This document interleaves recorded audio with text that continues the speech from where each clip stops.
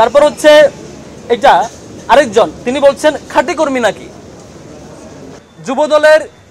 যুবদলের একজন কর্তৃক চাঁদাবাজির কারণে এক ব্যবসায়ীকে মাথায় পাথর দিয়ে আঘাত করার একটা ঘটনা আপনারা দেখেছেন, সে মারাও গেছে এক পর্যায়ে। এই রক্তাক্ত একটি ঘটনা যিনি নেতৃত্ব দিয়েছেন সে স্থানীয় বিএনপি। এত শত সুস্পষ্ট প্রমাণ এবং ভিডিও থাকা সত্ত্বেও মিডিয়ায় সেটি সামনে আসেনি। গত 5 আগস্টের পর থেকে এখন পর্যন্ত ছাত্রদলের একদম প্রমাণিত সত্য ধর্ষণের কেস 30টা। তারা এরকম অব্যাহতভাবে ধর্ষণের কেসের অন্যতম গুরুত্বপূর্ণ স্টেক হোল্ডার। শিক্ষার্থীরা যাদেরকে ভয় পায়, এই সব ঘটনা যখন সামনে আসে এগুলো কেমনে চাপা দিবে। অনেক জায়গায় তাদের সেন্ট্রাল পেজে সেই মিছিলের ভিডিও আপলোড দিয়ে তারা এনজয় করছে। স্লোগান হচ্ছে একটা একটা শিবির ধরে ধরে জবাই কর। না, এরকম স্লোগান দেয় না, এইসব ভুল কথা বলেন আমরা। তাকে তার কমেন্টটা হচ্ছে ব্যাপারটা এমন হয়ে গেল, মিয়া খলিফা নিজেকে সতী দাবি করছে। সাক্ষাৎ হুর তাজজান মাসুদদের খাদ্য। হেমা চাকমা তিনি একজন প্রার্থীও। আমাদের আরেকজন প্রার্থীর ব্যাপারে বাজে শব্দ চয়ন লিখছেন, গগ গগ গগ সাউন্ড এখানে লিখছেন তিনি, যেটি মিন করছেন আমাদের আরেকজন নারী শিক্ষার্থী যিনি আমাদের প্রার্থী। তুমি হিজাববিহীন জান্নাতি, তাই তুমি এদের জন্য এখন হালাল। তিনি লিখছেন আমাদের নর্তকীর কাজ হচ্ছে বিভ্রান্তি ছড়ানো, সেক্সি শিলা দিনে কাটবেন না রাতে। যিনি আজকে ছাত্রদলের নেত্রী, আজকে সেই ইস্যু করে খুব গরম বক্তৃতা দিয়েছেন। তাদের এই যে 30টা কেস ধর্ষণের কেস 44টা যেগুলো সেগুলো ভুলে গেছেন। তিনি মন্তব্য করছেন আমাদের ছাত্রী বোনদের নিয়ে, সেবাদাসী পোস্টার গার্ল কমেন্ট করছেন। আমাদের রিয়েকশন সেদিনই আসার কথা।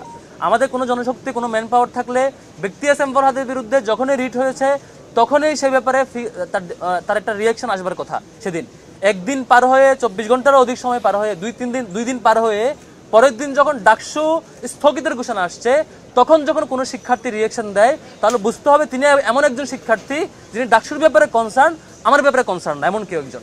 এটা খুবই ক্লিয়ার সহজ আর্গুমেন্ট। এই জিনিসটা কালকে বুঝাবার পরেও, ক্লিয়ার করে বলবার পরেও একটা পক্ষ তাদের রাজনৈতিক দেউলিয়াত্বের বহিঃপ্রকাশের জন্য তারা হচ্ছে তাকে শিবির বানিয়ে প্রচার চালিয়েছে। দুঃখজনক হচ্ছে শুধু সেটাই সেই দল করেনি, সেই দল কেন করেছে সে ব্যাখ্যায় আমরা যাচ্ছি। কিছু মিডিয়াও কালকে এমনভাবে প্রচার করছে যে মনে হচ্ছে যে হুমকিটা মনে হয় আমি দিয়েছি, এমনভাবে নিউজ প্রচার করছে। বেশ কয়েকটি পত্রিকাকে কনসার্ন জানানোর পরে তারা চেঞ্জ করেছে শিরোনাম, বলেছে আমরা তো তখন বুঝি নাই, আপনাদের প্রেস কনফারেন্সে তো আসি নাই, ফিডব্যাক জানি নাই, দেখি নাই, এই ধরনের এক্সকিউজ দেখিয়ে ভুলে আমাদের এটা হয়ে গেছে, আমরা ঠিক করে দিচ্ছি। এরকম বেশ কিছু পত্রিকা এবং পোর্টাল তাদের এরকম ফিডব্যাক দিচ্ছে। এটা কেন জানেন? কারণ আমি ক্লিয়ার করি, যুবদলের একজন কর্তৃক চাঁদাবাজির কারণে এক ব্যবসায়ীকে মাথায় পাথর দিয়ে আঘাত করার একটা ঘটনা আপনারা দেখেছেন, সে মারাও গেছে এক পর্যায়ে। এবং সেই নিউজটি সামনে এসছে যুগান্তরের একজন রিপোর্টের ভিত্তিতে। এটি যখন সামনে আসছে যুবদল পরিচয়, তখন সারা দেশে বিক্ষোভ এবং মানুষের ক্ষোভ আপনারা লক্ষ্য করেছেন।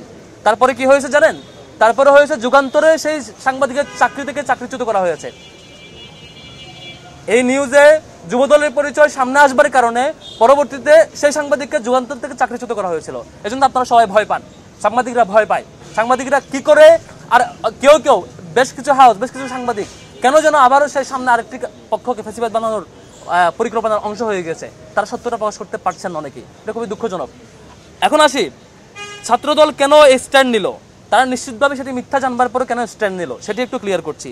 আপনারা দেখেছেন কৃষি বিশ্ববিদ্যালয়ে ছাত্রদলের লোকজন বহিরাগত নিয়ে ভিতরে গিয়ে শিক্ষার্থীদের উপর হামলা করেছে, সেটি সামনে আসে নাই। আপনারাও মিডিয়ার সামনে আনান নাই, সেটি তাকিয়েছিলেন। আপনারা দেখেছেন চট্টগ্রাম বিশ্ববিদ্যালয়ে শতাধিক শিক্ষার্থী আহত হয়েছে, শিক্ষক আহত হয়েছে। এই রক্তাক্ত একটি ঘটনা যিনি নেতৃত্ব দিয়েছেন সে স্থানীয় বিএনপি, এবং সেটিও সামনে আসে নাই। ইভেন সেই ঘটনার তাৎক্ষণিকভাবে বিএনপি তাকে তার দল থেকে বহিষ্কার করতে বাধ্য করেছে। এত শত সুস্পষ্ট প্রমাণ এবং ভিডিও থাকা সত্ত্বেও মিডিয়ায় সেটি সামনে আসেনি, এবং সেটি যখন সোশ্যাল মিডিয়ায় সমালোচনা হচ্ছিল। তারপরে রাবির ঘটনা আপনারা জানেন, রাবিতে ডাকসুর ব্যাপারে তাদের আন্দোলন পরিচালনা পরিবর্তিত, মানে সুষ্ঠু পদ্ধতিতে আন্দোলন না করে, দাবি না জানিয়ে সরাসরি সেখানে ভাঙচুর এবং হচ্ছে তালা ঝুলিয়ে দেওয়ার ঘটনা ঘটেছে ডাকসুকে বানচাল করার জন্য, সেটিও তারা ব্যর্থ হয়েছে। এরকম চবি, রাবি এবং বাকরিবি সবগুলো ঘটনা, সর্বশেষ ডাকসু বানচালের ঘটনা, সব কিছুতে ব্যর্থ হয়ে এক পর্যায়ে এগুলো কিভাবে ঢাকবে, এগুলো সামনে আসবে সে আশঙ্কায় শিক্ষার্থীদেরকে ভয় পেয়ে তারা হচ্ছে এমন একটি ঘটনা করলো যেটার ব্যাপারে আমরা নিজেরা অ্যাকশন নিয়েছি, নিজেরাই লিখিত অভিযোগ দিয়েছে। ইভেন যে শিক্ষার্থীর ব্যাপারে হুমকি দিয়েছে সে শিক্ষার্থীকে আমি ওভার ফোনে রিকোয়েস্ট করেছি টেক্সট করে, যে হচ্ছে আপনি যদি কোনো ধরনের আইনি মামলা এখন না করে থাকেন, দ্রুত মামলা করেন, এবং সেই ব্যাপারে আমাদের লিগ্যাল টিম আপনাদেরকে সাপোর্ট দিবে।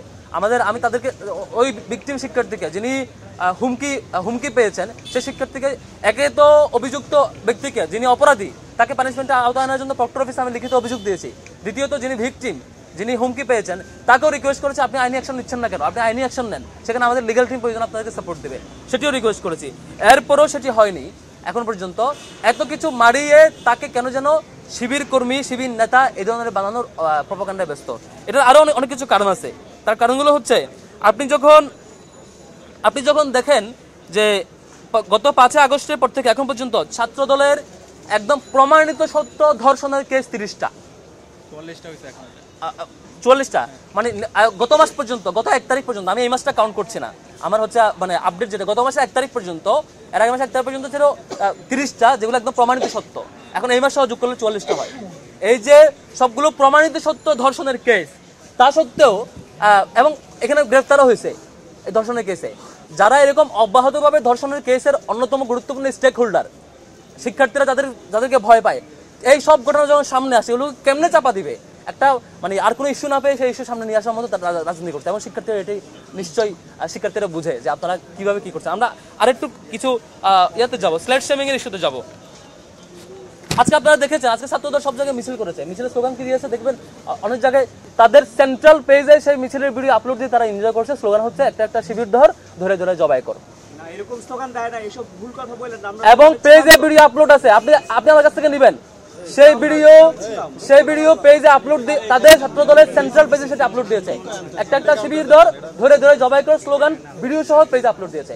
এই স্ক্রিন রেকর্ড আমাদের কাছে আছে, আপনারা নিতে পারবেন।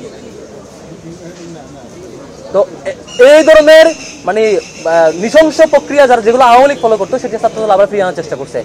ছাত্রলীগের যা বৈশিষ্ট্য ছিল, ধর্ষণের কেস, অন্তর্দ্বন্দ্বের কেস, কুন্দলের কেস, চাঁদাবাদের কেস, সবগুলো যখন এখন থাকতে পারছে না, 1 বছরের মধ্যে শিবিরকে নিয়ে কোনো এজেন্ডা পাচ্ছে না, এখন শুরু হচ্ছে দায় চাপানোর রাজনীতি। আপনারা দেখেছেন প্রকাশ্যে সংবাদ সম্মেলনে কেন্দ্রীয় সভাপতি সেক্রেটারিকে বলছে শিবিরের উপর দাঁড়িয়ে দাও। এটা তাদের পলিটিক্স।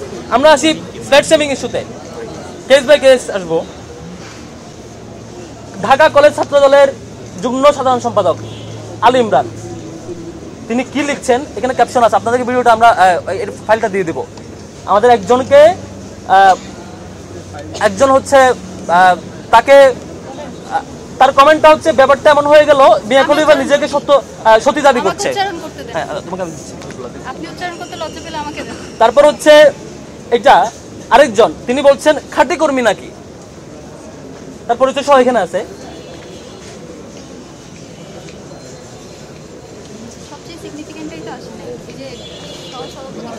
তারপর হচ্ছে যে কেন্দ্রীয় সহসভাপতি যিনি বর্তমান দায়িত্বে আছেন, তিনি হচ্ছে হাসান আল আরিফ, তিনি বলছেন সাক্ষাৎ হুর তাজজান মাসুদদের খাদ্য। তার কমেন্ট এই যে। তারপর আরেকজন দেখেন, সেটা আমাকে মিন করে বলছে, আমি কথা বলতে পারি না, সেটা নিয়ে আমি নারীদেরগুলো ইয়া করি। তারপর দেখেন আরেকজন হেমা চাকমা, তিনি একজন প্রার্থীও। আমাদের আরেকজন প্রার্থীর ব্যাপারে বাজে শব্দ চয়ন লিখছেন, গগ সাউন্ড এখানে লিখছেন, তিনি যেটি মিন করছেন আমাদের আরেকজন নারী শিক্ষার্থী, তিনি আমাদের প্রার্থী, এর সাথে নির্লজ্জ ব্যাপার। তারপর দেখেন এখানে আরেকজন, তিনি বলছেন আপু এরা, আচ্ছা তুমি হিজাববিহীন জান্নাতি, তাই তুমি এদের জন্য এখন হালাল। এটা আমাদের নারী প্রার্থীকেও উল্লেখ করে তিনি মেনশন করছেন, তার পরিচয় সহ এখানে আছে। প্রোফাইলে দেখেন তার এই যে আমাদের বিএনপির জাতীয় নেতৃবৃন্দের ছবি আছে। তারপর আরেকজন, তিনিও সেম, তিনি লিখছেন আমাদের নর্তকীর কাজ হচ্ছে বিভ্রান্তি ছড়ানো, সেক্সি শিলা দিনে কাটবেন না রাতে, মানে এই কমেন্ট করছে তিনি, তার ছবি সহ এখানে আছে, তিনিও সেই দলের নেতা। তারপর আসেন আরেকজন মানসুর আলম, আজকে অনেক ভালো বক্তৃতা দিয়েছেন, যিনি আজকে ছাত্র দলের নেত্রী, আজকে সেই ইস্যু করে খুব গরম বক্তৃতা দিয়েছেন। তাদের এই যে 30টা কেস, ধর্ষণের কেস, 44টা যেগুলো সেগুলো ভুলে গেছেন, তিনি মন্তব্য করছেন আমাদের ছাত্রী বোনদের নিয়ে, সেবাদাসী পুস্টার গার্ল কমেন্ট করছেন। তারপর আরেকজন জুমাকে মেনশন করে বলছেন, জুমা আপনি শিবিরের ছেলেগুলোর সামনে এভাবে মন মাতানো ড্যান্স দিয়ে ওদের আওলা জ্বালা করে দিবেন, ওরাও রক্তে মাংস করা মানুষ, ওদের অস্থির হইতে হয়, প্লিজ শিবিরকে উদার মনে করার জন্য হলো জুমাকে ভোট দিন। মানে জুমাকে মেনশন করে উল্লেখ করছে, তাকে মেনশন করে পোস্ট করছে। আরেকজন দেখেন, তিনি আমাদের আরেকজন প্রার্থীকে মেনশন করে বলছেন শিবিরের ব্যবসা বিষয়ক সম্পাদক, তিনিও সেই দলের আরেকজন।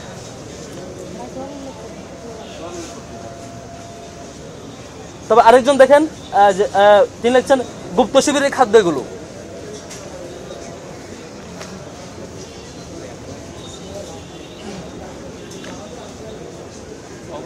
এখানে অসংখ্য আমার কাছে, মানে এখানে তো সবগুলো আনি নাই, 5 শতাধিক এরকম স্ক্রিনশট প্রিন্ট করা আছে, সবগুলোই মানে মুখে উচ্চারণ করার মতো ল্যাঙ্গুয়েজ না আর কি। একটা সংগঠনের তার সকাল বিকাল এবং ঢাকা বিশ্ববিদ্যালয়ে তারা আবার মিছিলের নেতৃত্ব দেয়, বক্তব্যের নেতৃত্ব দেয়, এমন সবগুলো আর কি। এই যে এখানে আরেকজন, মানে এই শব্দগুলো আসলে উচ্চারণ করার মতো না আর কি।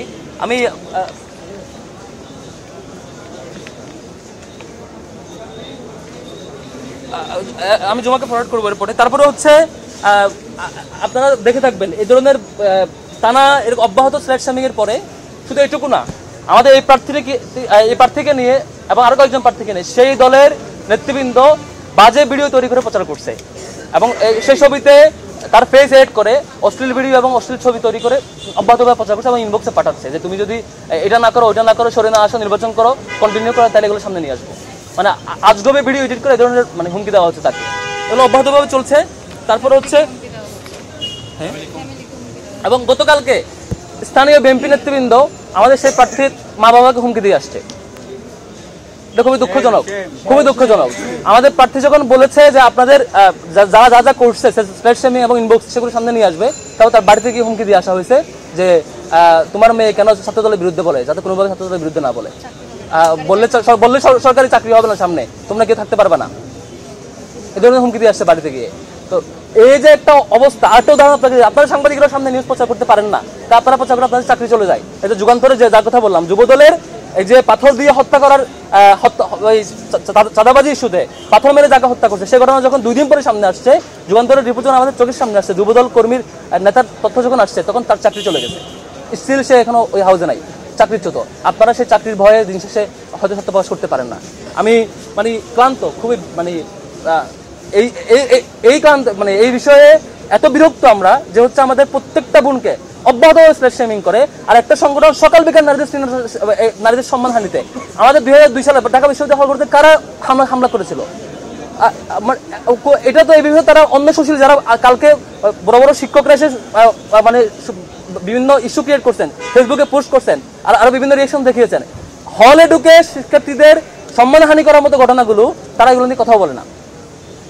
তারা এগুলো ছাত্রদল করেছে, ঢাকা বিশ্ববিদ্যালয় করেছে।